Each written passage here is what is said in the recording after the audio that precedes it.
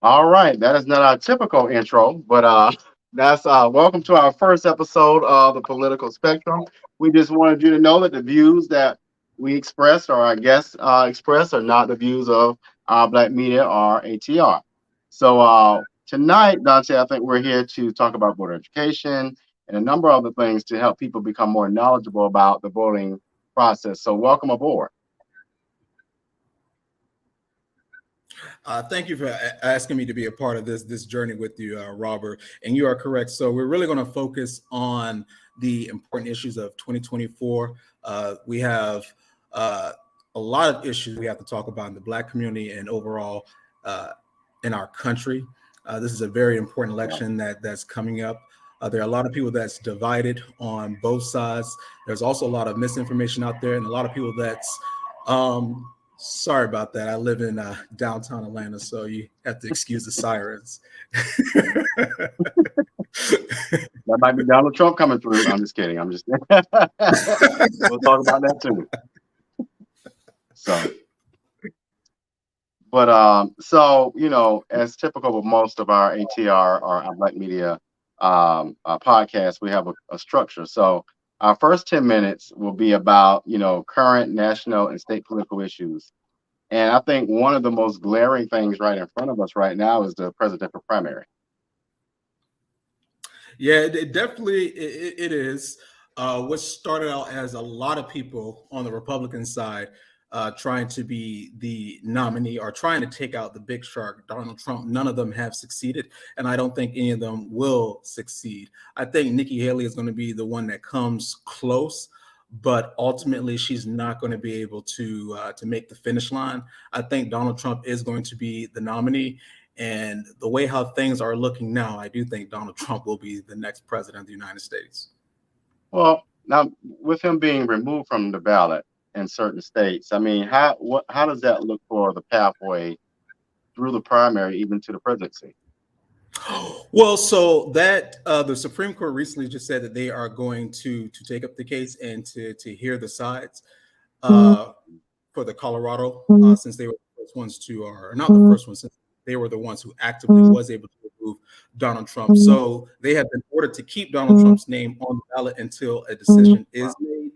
I think in the long run and short run, it's going to hurt the Democratic Party. The Democratic Party is the ones who are always saying they are trying to protect voting rights, but here you have them trying to remove somebody from the ballot, not convicted or charged of an insurrection. And if you look, no one has been charged, even people who were arrested for January 6th, none of them have been charged with being insurrectionists. Some of them have been charged with trespassing, stopping an official congressional proceeding, and I believe another one was attacking police officer, and the highest crime was seditious conspiracy. So no one has been charged with an insurrection, but for some strange reason, we want to charge Donald Trump with being insurrectionist. I think if you want to beat Donald Trump, the best way to do it is at the ballot box. But to go back to what I was saying earlier about the Democratic Party, they are advocates of saying they're trying to protect voting rights, but here they are trying to take people's vote to for Donald Trump. They're trying to take that away.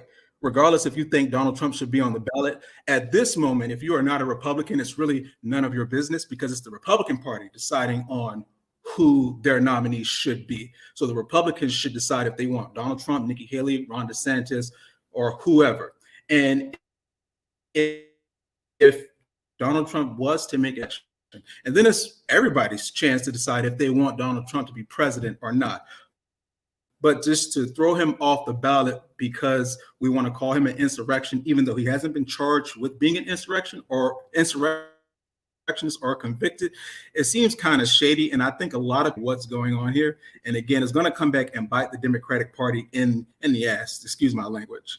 I mean, we already know Joe Biden is not the, he's not the great white hope would be. Kamala Harris is honestly forgotten about. And the best thing that they can do is sit and talk about Donald Trump all day long on CNN. I mean, that's all they can do right now. That's the best thing that they have going for themselves is to continue to talk about Donald Trump. I'll agree with the aspect of the more energy that's placed into trying to demonize Trump, the better off he is. It's almost like he's handling this like one of his reality TV shows. And it's amazing how people, I think what and you and I talked about this, what people really rally behind is the fact that he pushes back against the establishment in a way that says you can infringe upon certain amendments, certain rights, and people rally behind that. Hmm. And I mean, the So Democratic Party and the media, they're they're doing it out in the open at this point. You know, oh, we hate mhm. Trump so bad, so we're going to talk about him every night on TV. We're going to call him a racist. We're going to call him a sexist. We're going to call him an insurrectionist. We're going to call him ultra MAGA. We have to say all these adjectives towards Donald Trump just to get people to hate Donald Trump. Well, again, if you really want to beat this man, beat him at the ballot box. That's the best way to beat him. But unfortunately, you can't do that because under Trump 4 years of presidency, people were better off in the economy than they can say they are under Joe Biden. And well, polls I'm not, and polls are showing that. I mean, I will say the stimulus piece helped him out, and I mean that was a gimme. But you know, he did his own damage as far as the deficit. I mean, he helped create more of a deficit. Now, I do want to go back to one thing. I can agree I with you don't. on that. Well, That was before we get this 10 minutes, though, let me talk about this piece really quick. When it comes to Trump versus Biden, I think that's going to be a much closer race. But I really like Nikki Haley. I think if Nikki Haley becomes the nominee, the Republican Party would do much better off as far as beating Biden. But if I had to pick, between two, it would be Nikki Haley. so. I mean, Nikki Haley and Donald Trump are my top two. When this primary first started out, it was Tim Scott, then Donald Trump. Donald Trump has always been, at least for me, in Yeah, my top three. Um, yeah. I did like Tim Scott. I really liked Tim Scott. Unfortunately, when it came to the debates, he kind of let me down, Well, what and I was about the not happy whole with his. his whole announcement about slavery? And I was like, what in the world? Where did you get that from? Who, He Nikki talked Haley about or slavery. Donald Trump recently? You said what now? Who Tim Scott who did you whole say you mentioned ideology about? about slavery. Wait, say that again. His whole when he did his announcement, right? Tim Scott. He talked about slavery in Oh, a way that was very different than what I learned. So I was kind of taken aback, like, what did you learn it from? I I think the best thing that Republicans need to do, I mean, I'm not no political advisor, but I think the Republican Party needs to focus on the economy, small businesses, and issues that really matter to people, and not focus on anything in the past, and not really focus on January 6th or anything that's not present. We need to focus on the future, and that's the best way to really beat Joe Biden and Kamala Harris if you don't want them to be president or vice president.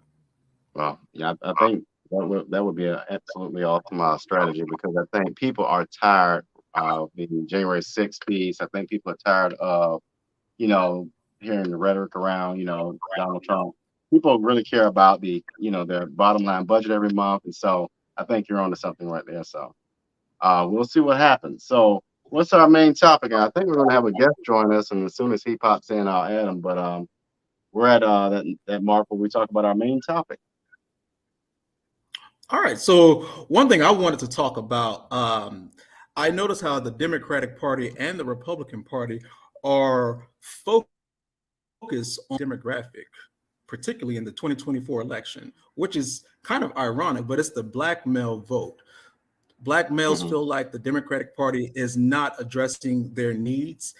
Some of the business owners, black males, business owners felt that they did a very good job under Donald Trump. Donald Trump saw his percentage increase from 8% to 12%.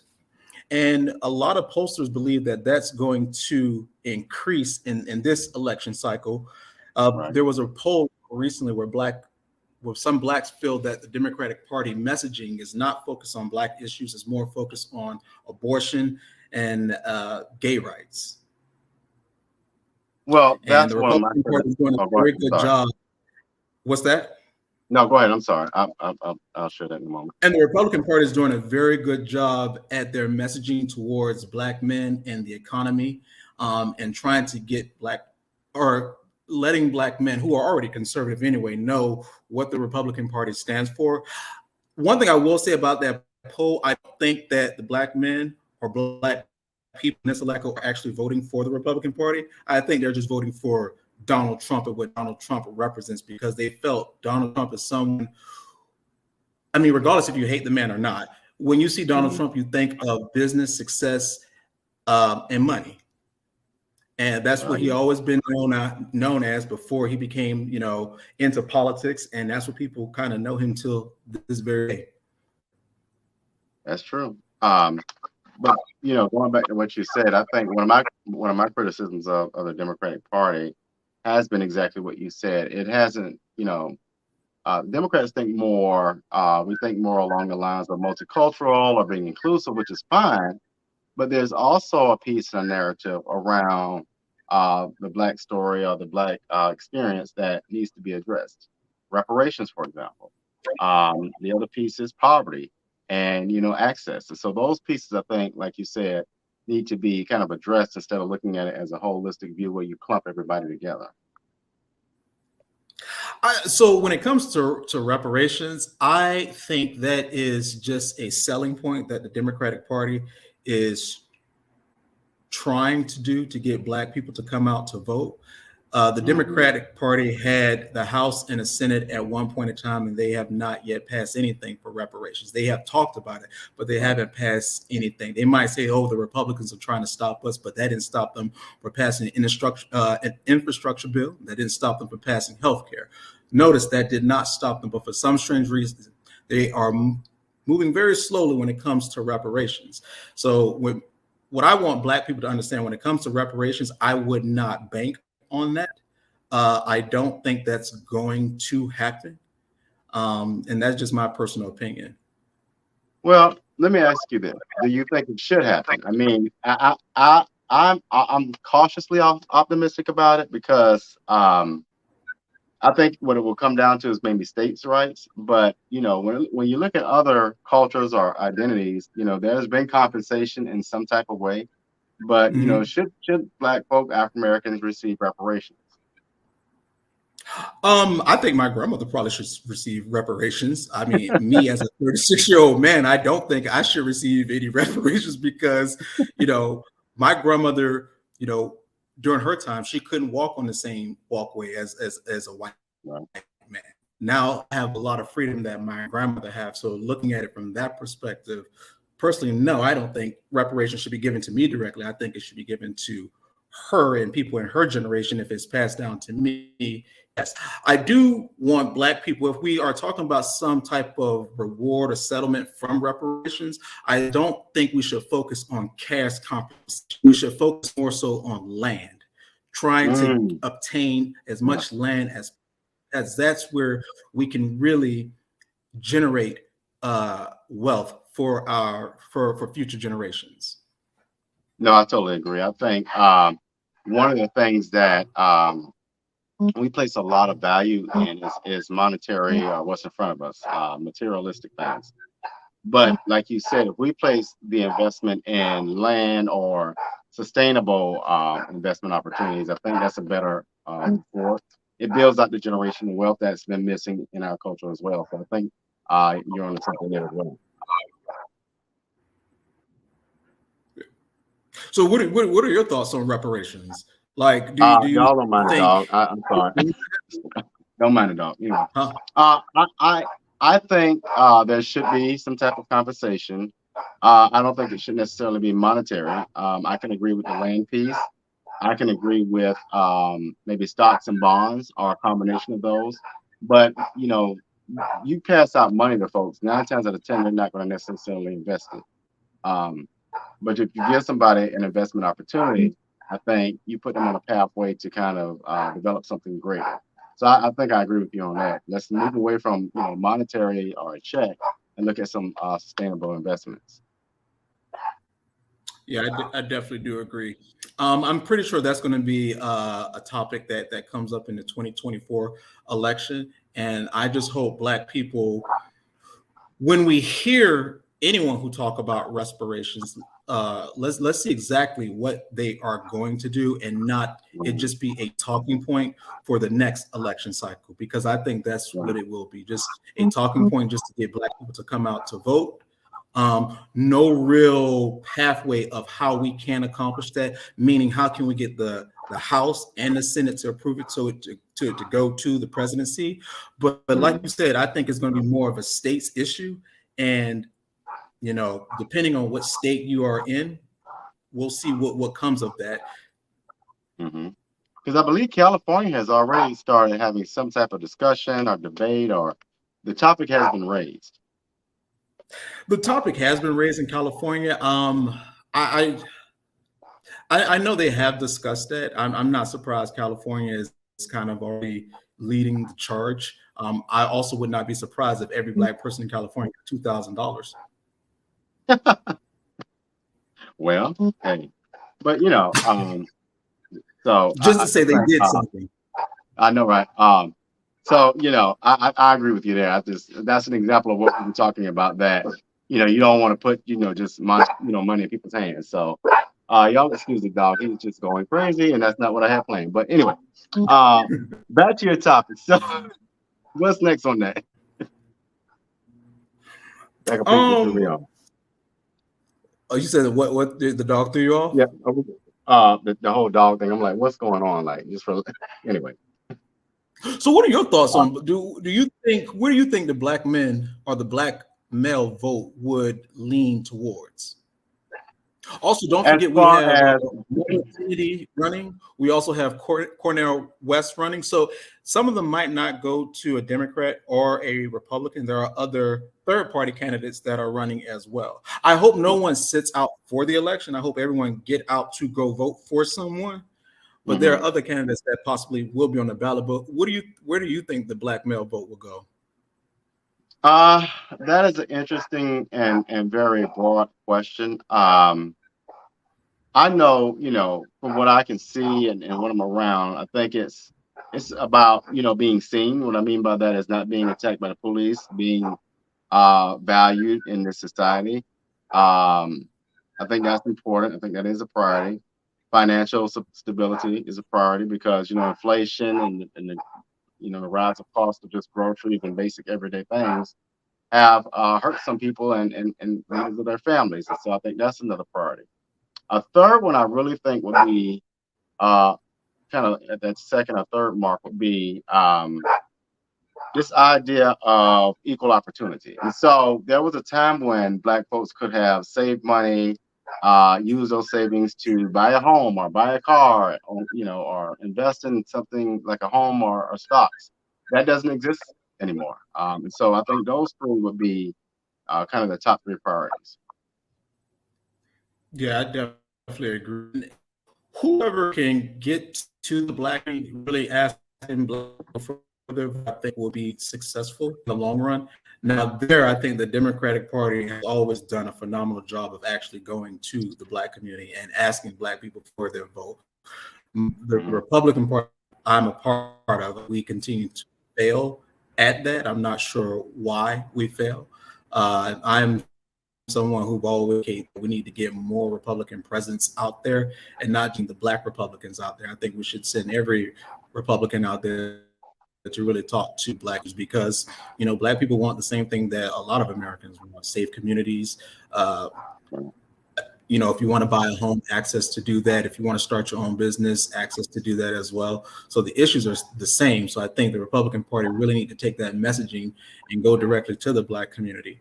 A lot of people tried to make fun of Donald Trump when he went to the Black church and asked him, "What the hell you have to lose?" I wouldn't go to the Black church and say that again, but I would think that a lot of people from the federal level and the state level need to do a better job at going directly to the Black community and asking people for their vote.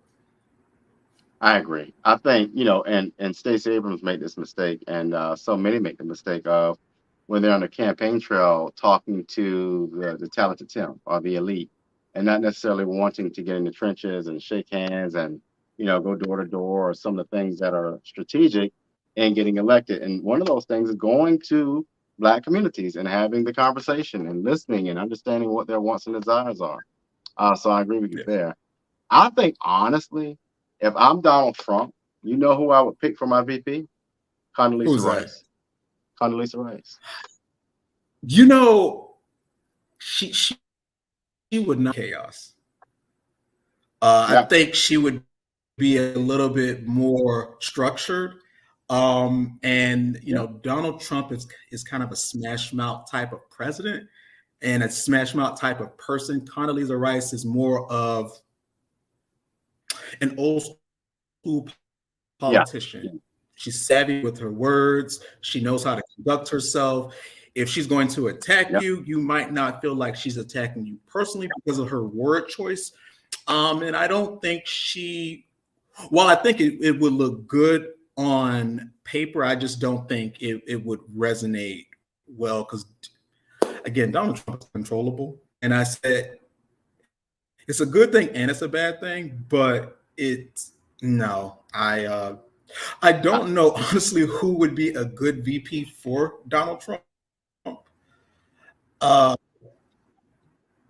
because he's gonna suck up all the oh oxygen yeah, in the room yeah, anyway, no matter who he oh yeah, picks. oh yeah. You got to have somebody like Pence who doesn't necessarily say a lot or desire a lot of the spotlight. So it's got to be somebody. You definitely don't want a Chris Christie. Somebody like a Dick Cheney, but of course Dick Cheney would never assume that role. But yeah, you got to have somebody a little You more know, docile. Chris, Yeah.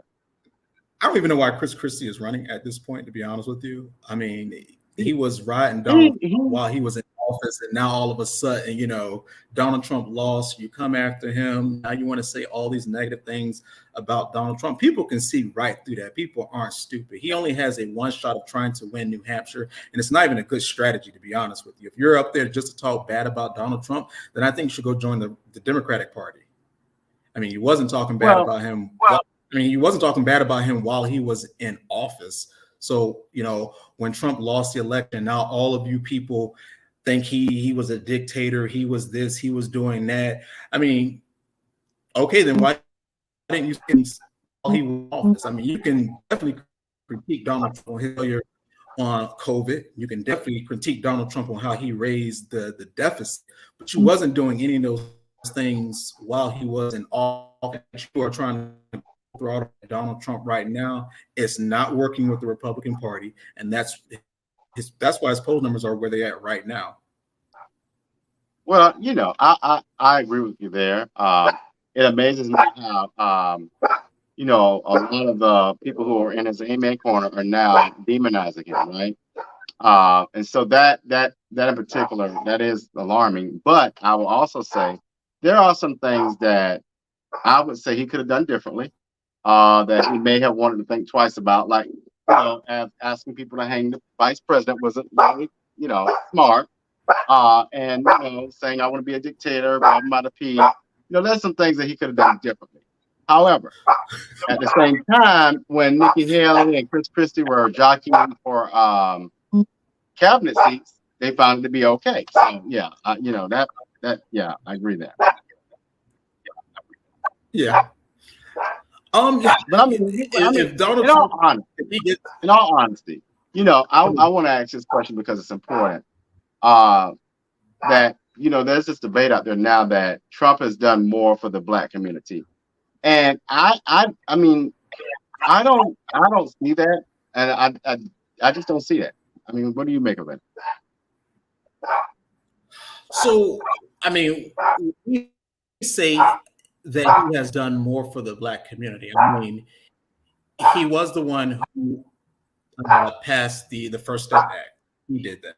Uh, Hmm. Regardless of how you think about him, he did do it. It is fair to say that Barack Obama started the process, got it to the finish line. So there's that. You can also talk about opportunity zones, how Donald Trump was asking investors to go into the black communities to invest. You can critique that for what it is, but it's still a path forward. I mean, especially for some of our black communities. And if you don't believe me, go look at the black communities right now compared to other communities that's in your local city to see But where it currently stands. but The fact that those initiatives are being taken. I think that's a very good step. Oh, go ahead.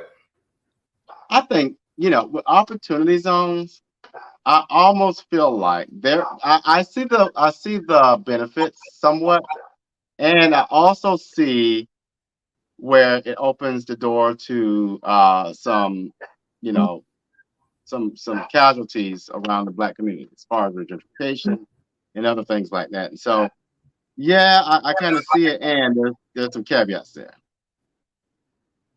But the opportunity zones are for investors to invest in the black community.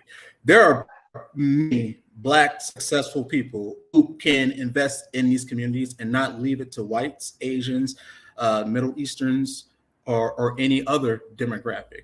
So black people can really invest in our own community if we want to. Those opportunities were presented, and it's up to really you to take advantage of that if you are someone who wants to invest in the black community. Another thing that was on Trump, his support for HBCUs. That Mm. was another initiative.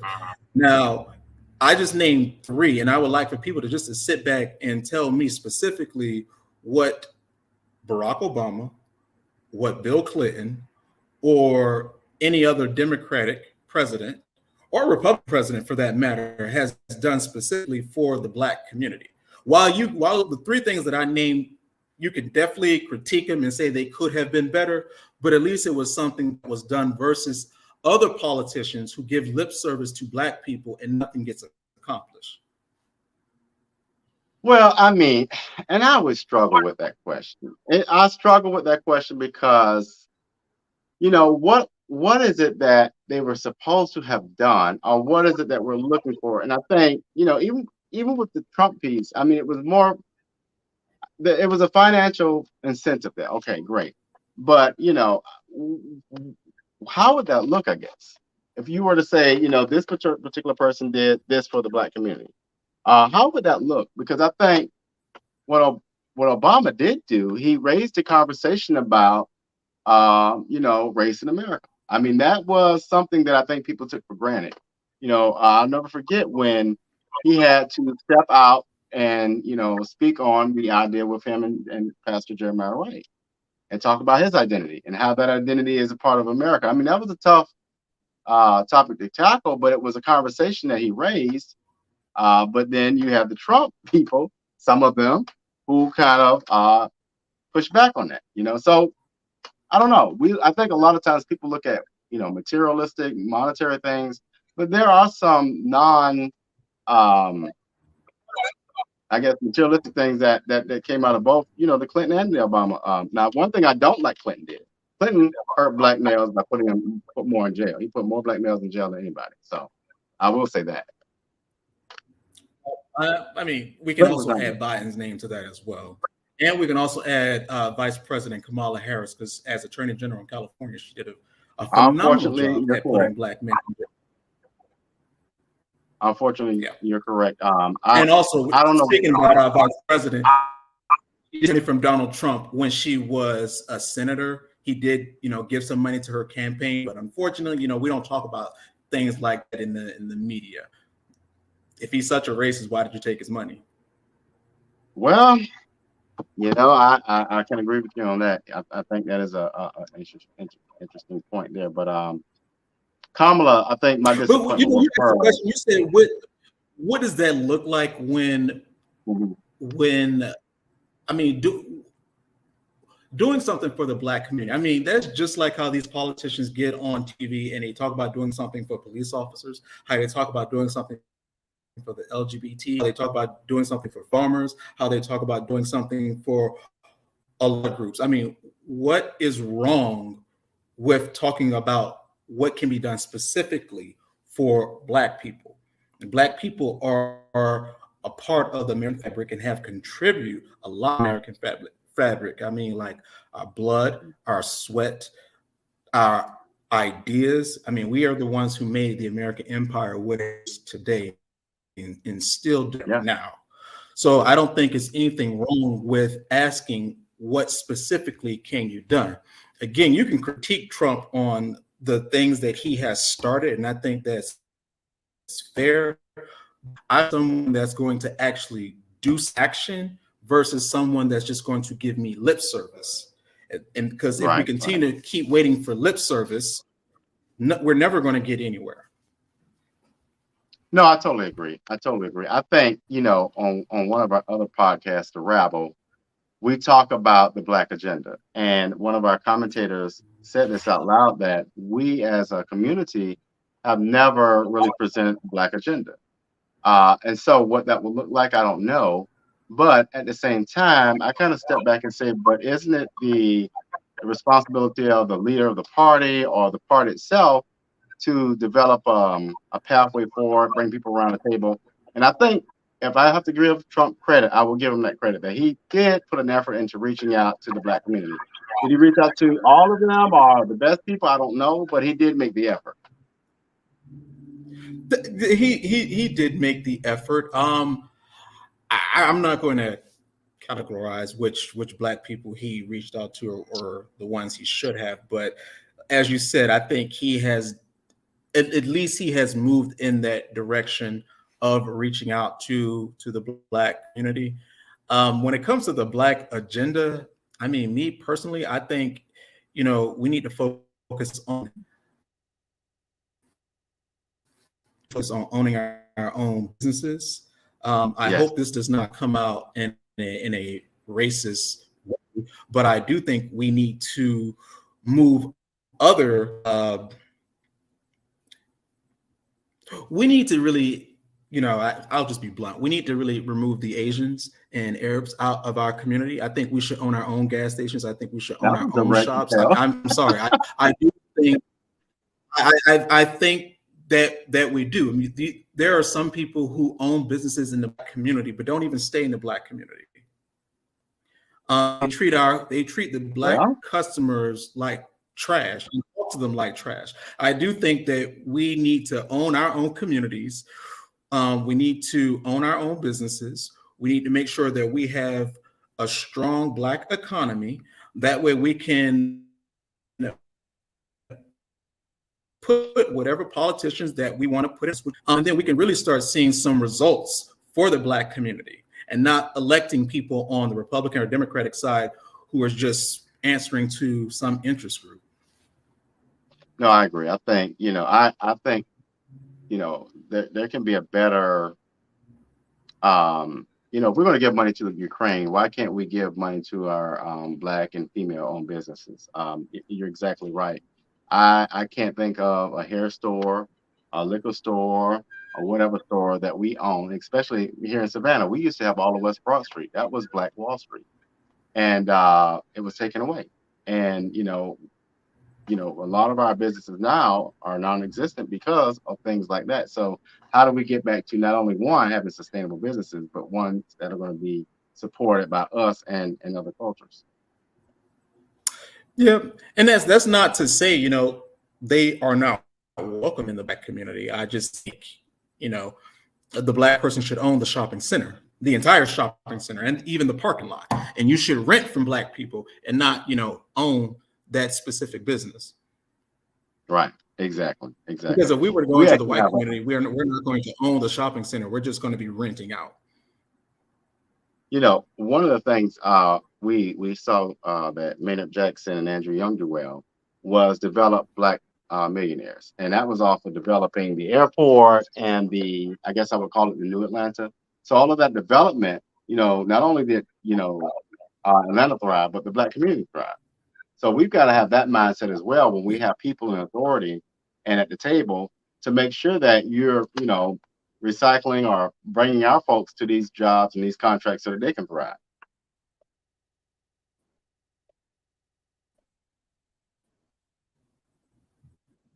Uh-oh. Did I freeze? Did you freeze? Uh-oh. What happened? Oh, shit. Oh, I thought you froze.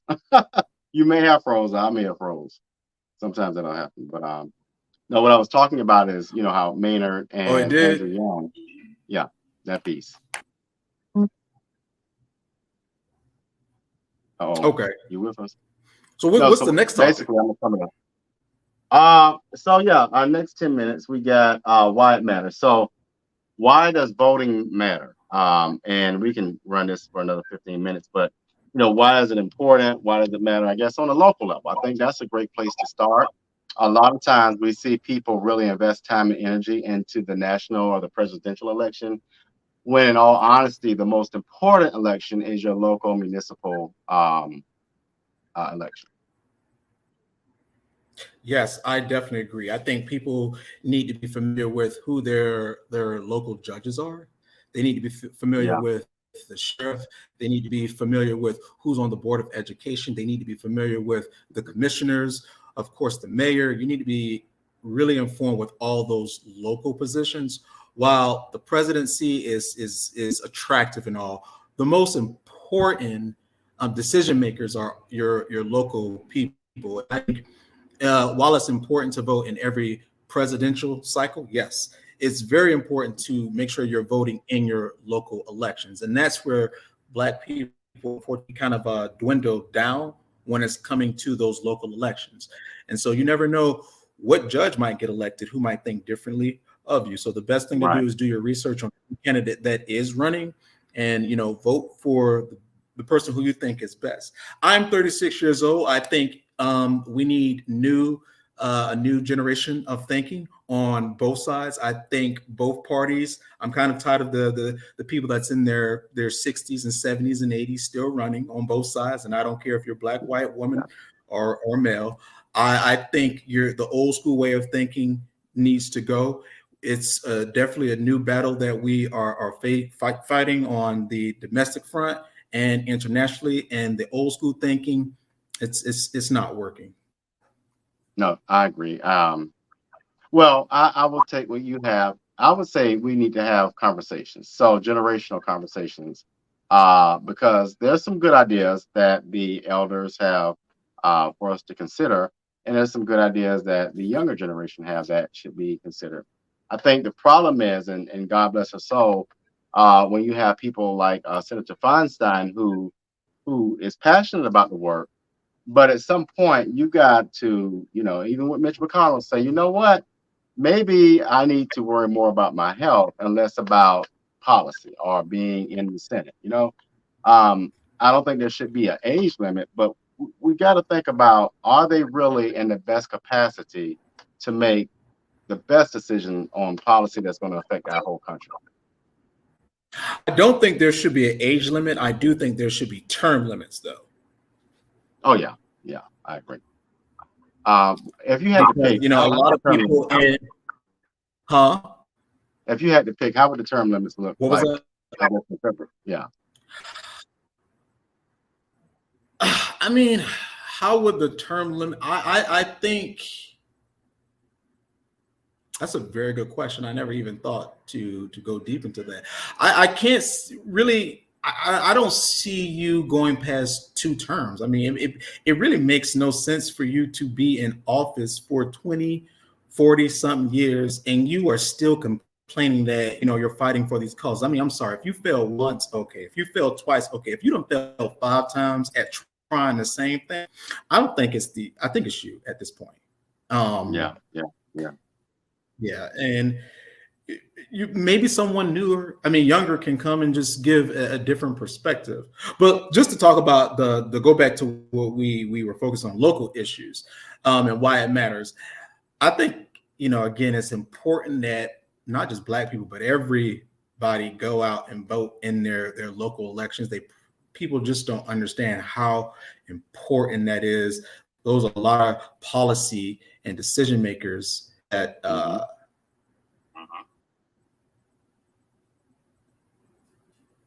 Hmm. I'm I sorry, a just comment came up that it threw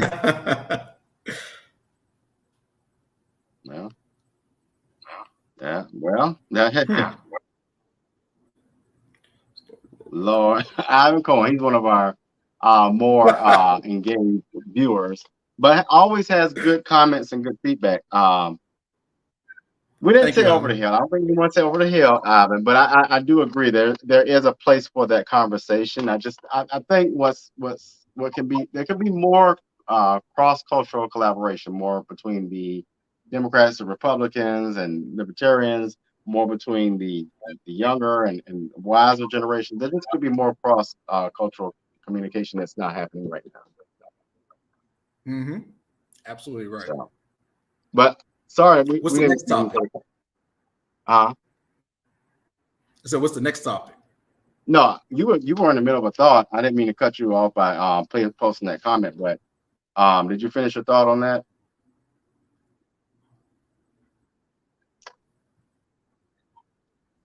I hope you didn't freeze. I used to. I guess you did. I did finish my thought on that. Is it freezing? No, I thought you did for a moment, but you may have not. Okay. And again, the dog barks. But anyway, so as we close out tonight, one of the things that I think we want to kind of raise up is this idea of what is the word I'm looking for? It was the John Lewis Voting Rights Act.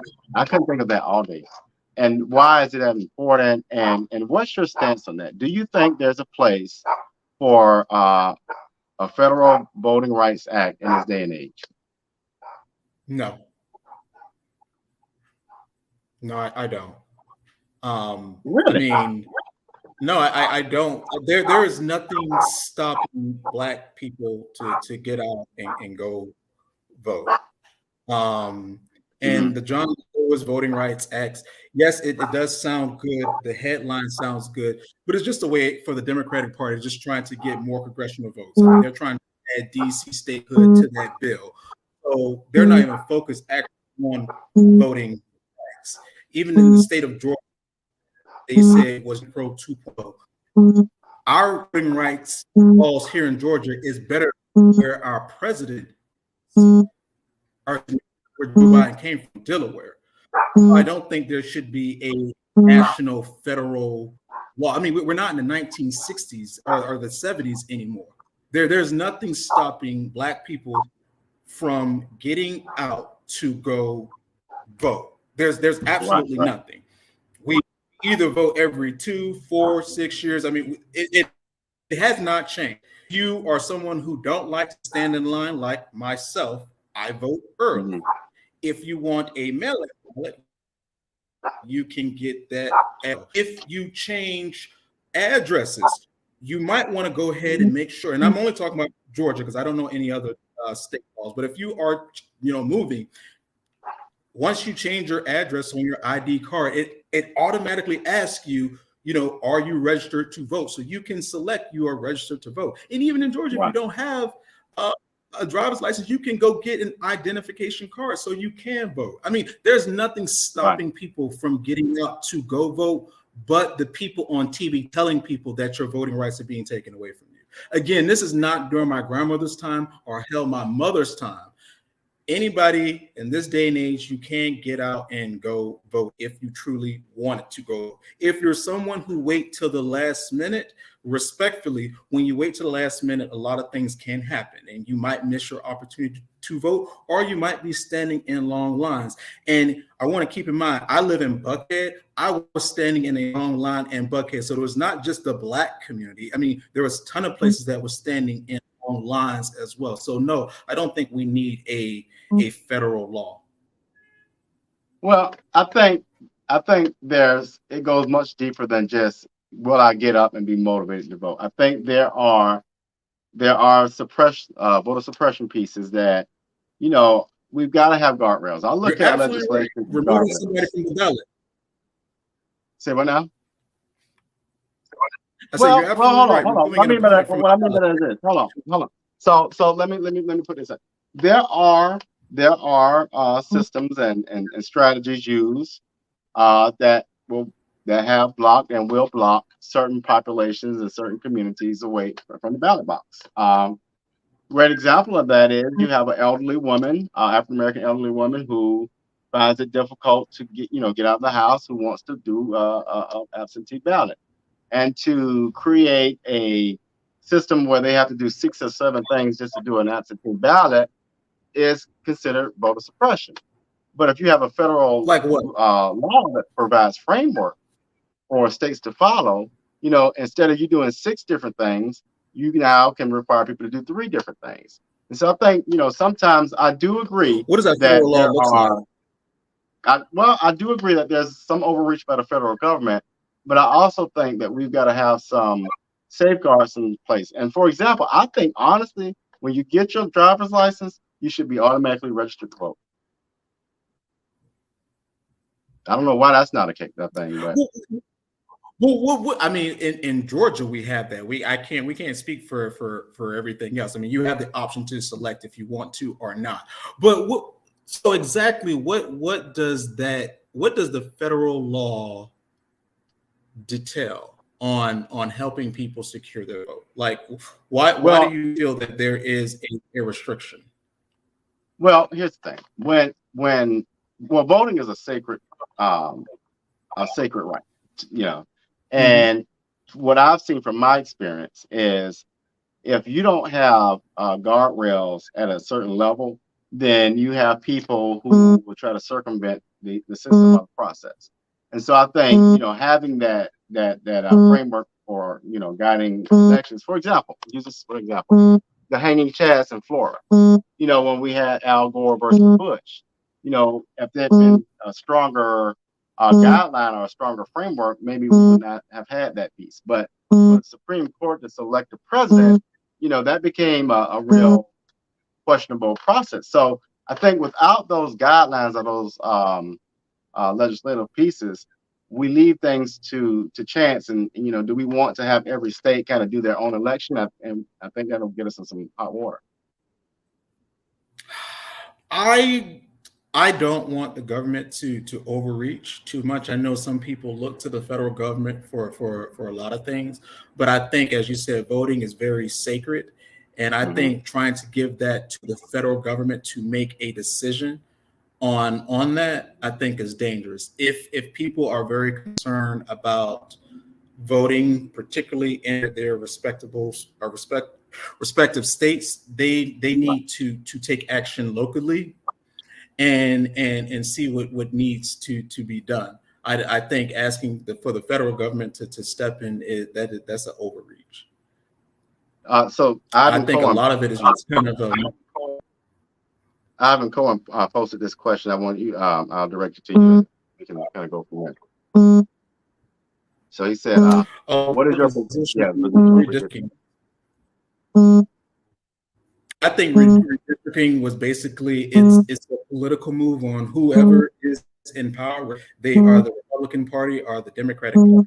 If it is the Republican Party, they are going to draw things in favor for themselves so they can stay in power. If it's the Democratic Party, just like up in Illinois, they're going to draw lines to make them strong. So, I mean, I it's unfortunate that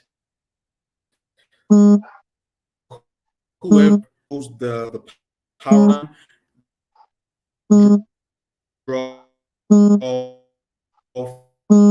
favorable lines from that are not naive about what votes Republicans also drew a district to remove, and that's just because that gentleman said something to the former Speaker of the House that the Speaker at that time did not agree with. So it's all politics.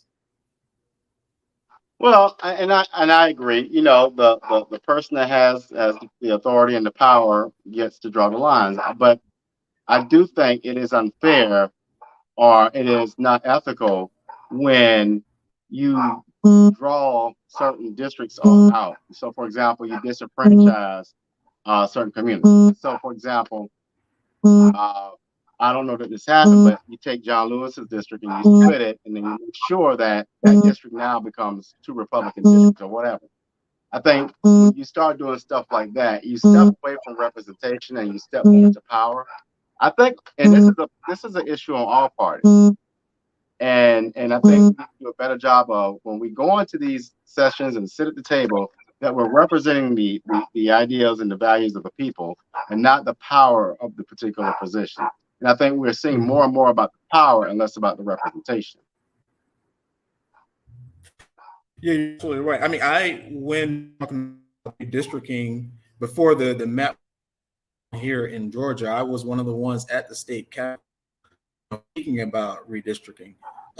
So I think And it's not just they stayed in Atlanta, Georgia. They actually went through to several different cities throughout, and people, their thoughts on it.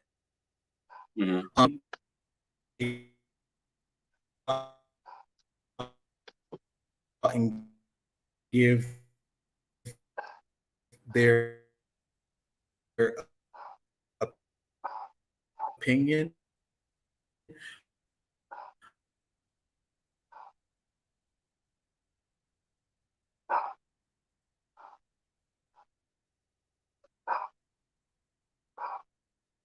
Oh, did you freeze? I think he froze. So what we will do, you all, we did not do a commercial break tonight, or today, this evening. I'll do that and we'll close out. We will be back next Sunday, and we'll be doing this every Sunday at 6 o'clock. Thanks for joining us, and we'll see you next week.